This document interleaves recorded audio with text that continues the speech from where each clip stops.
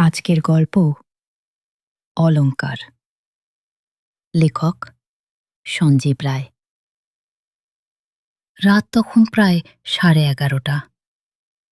বৃষ্টির শব্দে চারদিক ডুবে আছে। গ্রামের শেষ প্রান্তে দাঁড়িয়ে থাকা পুরনো রায়বাড়িটাকে দূর থেকে দেখলে মনে হয় বাড়িটা যেন অন্ধকারের মধ্যে নিঃশব্দে কাউকে অপেক্ষা করছে।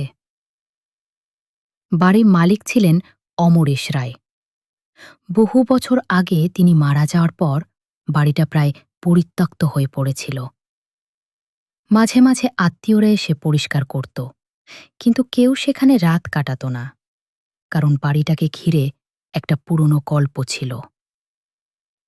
প্রায় ৩৫ বছর আগে অমরেশ রায়ের স্ত্রী মৃণালিনী হঠাৎ নিখোঁজ হয়ে যান।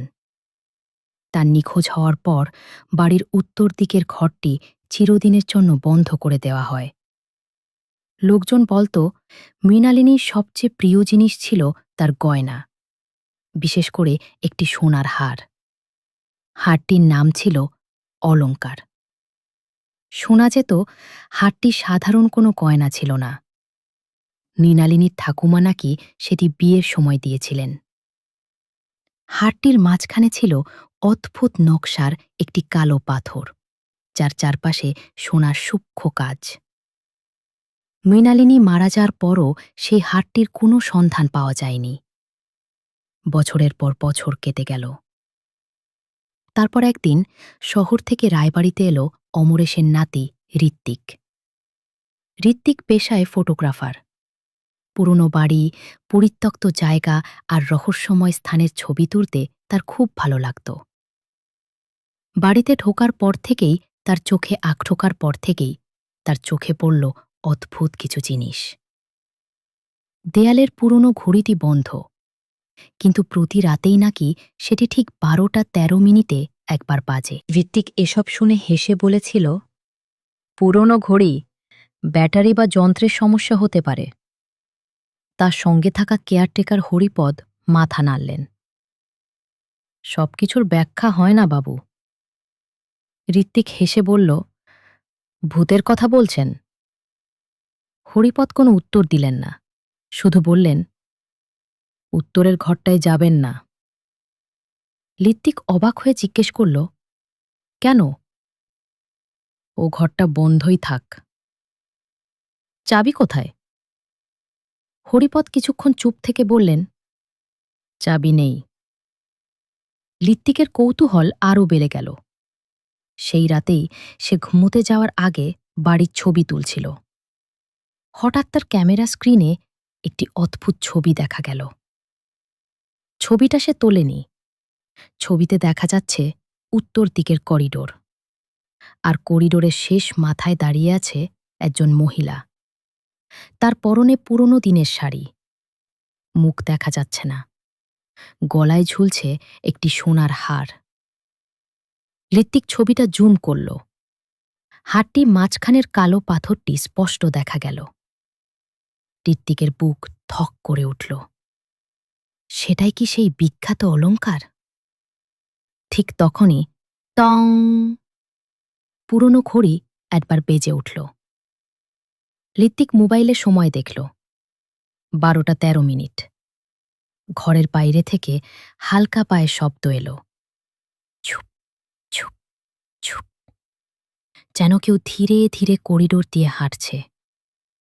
ঋত্বিক দরজা খুলে বাইরে এলো। করিডোর ফাঁকা, কিন্তু মেঝেতে ভেজা পায়ের ছাপ।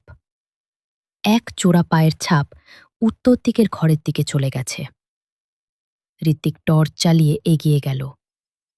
উত্তরের ঘরের দরজার সামনে গিয়ে দাঁড়াতেই সে শুনল ঝনঝন ঝনঝন, যেন কেউ গয়না নাড়ছে। তারপর এক নারী কণ্ঠ, আমার অলংকারটা ফিরিয়ে দাও। ঋত্বিকের শরীরের লোম খাড়া হয়ে গেল।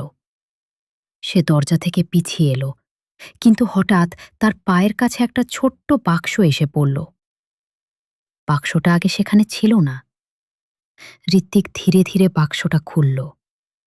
ভেতরে একটি পুরনো চিঠি। চিঠিতে লেখা, যে আমার অলংকার চুরি করেছে সে শান্তি পাবে না। নিচে কোনো নাম নেই। ঋত্বিক চিঠিটা হাতে নিয়ে হরিপদকে দেখাল। বৃদ্ধ চিঠি দেখে ভয় পেয়ে গেলেন। এটা আপনি কোথায় পেলেন? উত্তরের ঘরের সামনে। হরিপদ দীর্ঘশ্বাস ফেললেন। তাহলে ও আবার ফিরে এসেছে। ঋত্বিক বলল, মৃণালিনী? হরিপদ মাথা নাড়লেন। হ্যাঁ। তারপর তিনি এমন একটি কথা বললেন যা শুনে ঋত্বিক স্তব্ধ হয়ে গেল। মৃণালিনীকে হত্যা করা হয়েছিল। কে করেছিল? এই বাড়িরই একজন। ঋত্বিক জিজ্ঞেস করল, কে? হরিপদ উত্তর দেওয়ার আগেই বাড়ির সব আলো নিভে গেল। অন্ধকারে আবার সেই নারী কণ্ঠ। আমার অলংকার। তারপর একটা প্রচণ্ড শব্দ, ধাম। উত্তরের ঘরের দরজা খুলে গেল। ঋত্বিক টর্চের আলো ফেলল।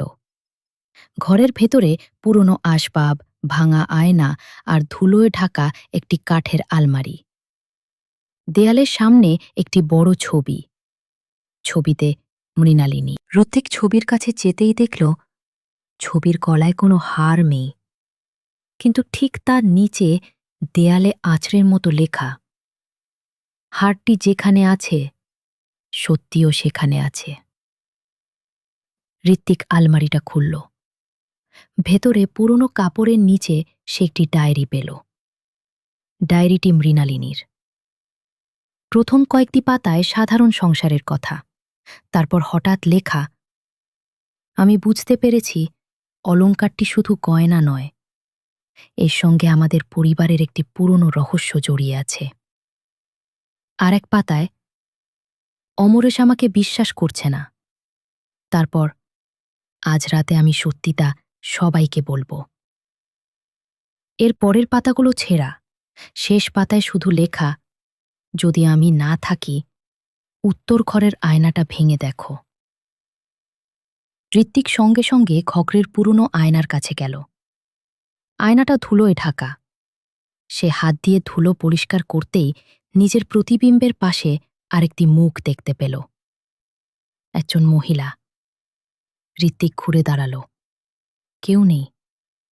আবার আয়নার দিকে তাকাতেই মহিলা এবার একেবারে তার পেছনে দাঁড়িয়ে, গলায় সেই সোনার হার। মৃণালিনী ফিসফিস করে বললেন, আয়নাটা ভাঙো। ঋত্বিক ভয়ে কাঁপলেও একটা ভারী কাঠের টুকরো নিয়ে আয়নায় আঘাত করল। ছানাং! আয়না ভেঙে গেল।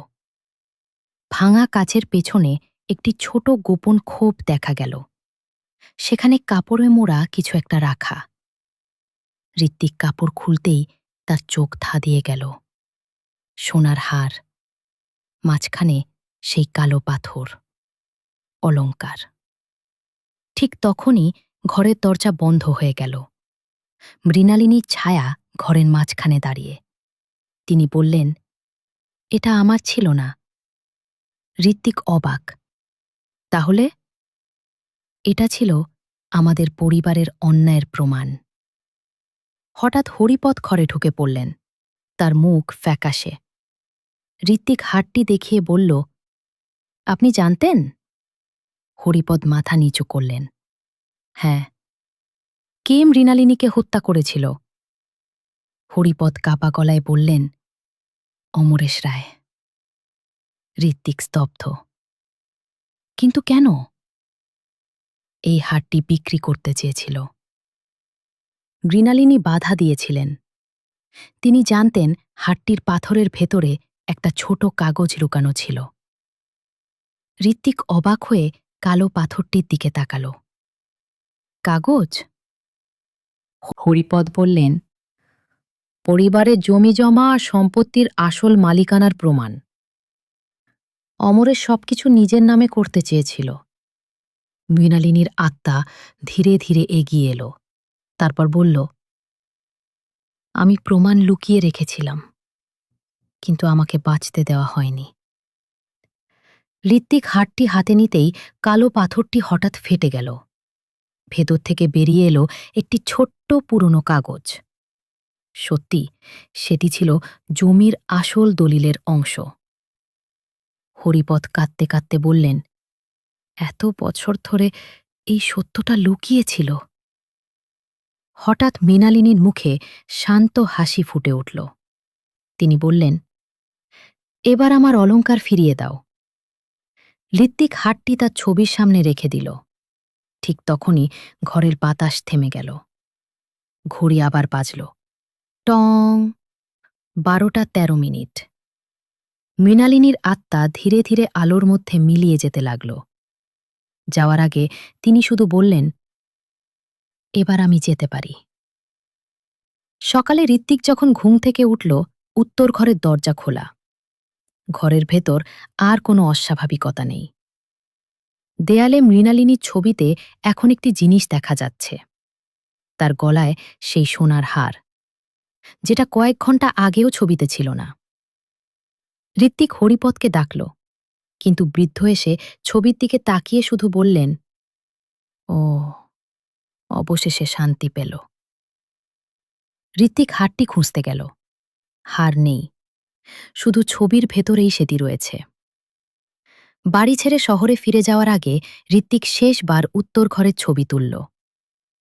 ক্যামেরা স্ক্রিনে ছবিটা দেখে সে থমকে গেল।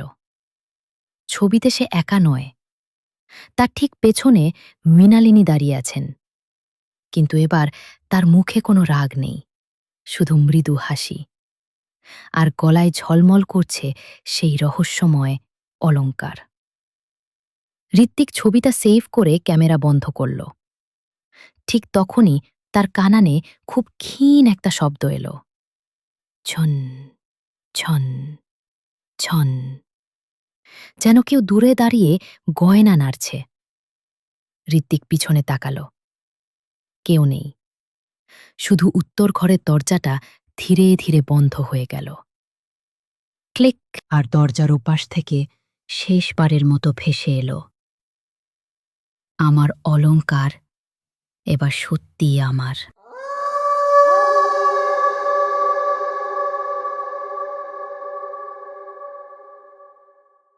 হ্যালো বন্ধুরা, স্টোরি ক্লাব 89 পরিবারের একজন সদস্য হওয়ার জন্য ধন্যবাদ। ভিডিওটি ভালো লাগলে লাইক করুন, আপনার মতামত কমেন্ট করে জানান, বন্ধুদের সঙ্গে শেয়ার করুন। নতুন গল্প সবার আগে শুনতে সাবস্ক্রাইব করুন এবং বেল আইকন চাপতে ভুলবেন না। ধন্যবাদ।